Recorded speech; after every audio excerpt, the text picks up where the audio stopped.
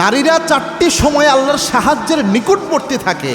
অন্য কোনো সময় এত বেশি নিকটে তারা আল্লাহর থাকে না, যতটা বেশি নিকটে থাকে চারটা সময়। দোয়া করলেই আল্লাহ কবুল করে নেয়। সুবহানাল্লাহি বিহামদি। তার মধ্যে এক নাম্বার হচ্ছে, একজন নারী যখন গর্ভবতী থাকে, গর্ভধারণ যখন তার, এই সময়টা বা নারীদের দোয়া খুব কবুল হয়। কেননা এই মুহূর্তে প্রত্যেক দিনে রাতে তার একটার পর একটা স্ট্রাগল, কষ্ট করতে হয়, এটা মারাত্মক।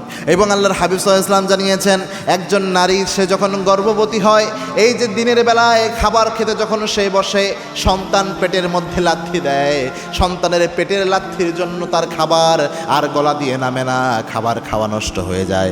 আল্লাহর হাবিব বলেছেন, এই যে 10 মাস একজন মা সন্তানের জন্য ভালোভাবে খাবার খেতে পারে না, নফল রোজার সোয়াব আল্লাহ রাব্বুল আলামিন ওই মায়ের আমল নামার মধ্যে উঠাইয়া দেয়। আল্লাহর হাবিব বলেছেন, একজন মা যখন সন্তানকে পেটে ধারণ করে রাতের বেলায় ঘুমাতে যায়, একটু ঘুমিয়েছে, সন্তান পেটের মধ্যে নড়াচড়া করে লাথি মারে, মায়ের ঘুম ভেঙে যায়। আল্লাহর হাবিব সুসংবাদ দিয়েছেন, যত রাত মা এইভাবে ঘুমাতে পারে না, তত রাতে নফল নামাজ পড়লে যে সোয়াব হয়, আল্লাহ ওই সোয়াব তারে দান করে দেয়।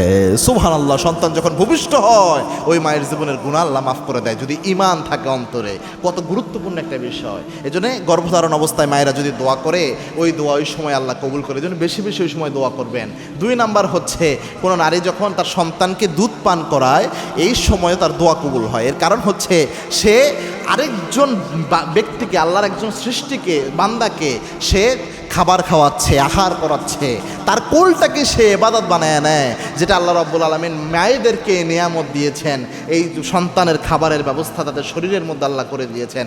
এই সময়ে দোয়া করলে দোয়া কবুল হয়। উলামায়ে কেরাম প্রেসক্রাইব করে, সুস্পষ্ট হাদিসে এই ব্যাপার পাওয়া যায় না, তবে অরিজিনালি দোয়া কবুল হয়। 3 নাম্বার হচ্ছে, একজন নারী যখন এমন হয় তাহাজ্জুদের শেষ রাতে উঠে যখন দোয়া করে, তখন দোয়া আল্লাহ কবুল করে। এটা সবার জন্য, নারী পুরুষ সবার জন্য কবুল হয় তাহাজ্জুদের সময়টা। এই সময় আল্লাহ রাব্বুল আলামিন প্রথম আসমানে নেমে এসে ডাকতে থাকেন, হাল মিন মুস্তাগফিরিন ফাগফির আল্লাহ। এজন্য এই সময় দোয়া করবেন। 4 নাম্বার হচ্ছে, নামাজের সিজদায় যখন চলে যায়, আল্লাহর ঘোষণা হচ্ছে, যখন বান্দা নামাজের সিজদায় চলে যায়, ওয়াসজুদ ওয়াক্তারিব, বান্দারা তোমরা যখন সিজদা দাও, আমি আল্লাহর নিকটবর্তী হয়ে যাও। সুতরাং যত বেশি পারেন এই 4টা সময়কে কাজে লাগাইয়া দোয়া করলে ইনশাআল্লাহ দোয়া কবুল হয়ে যাবে।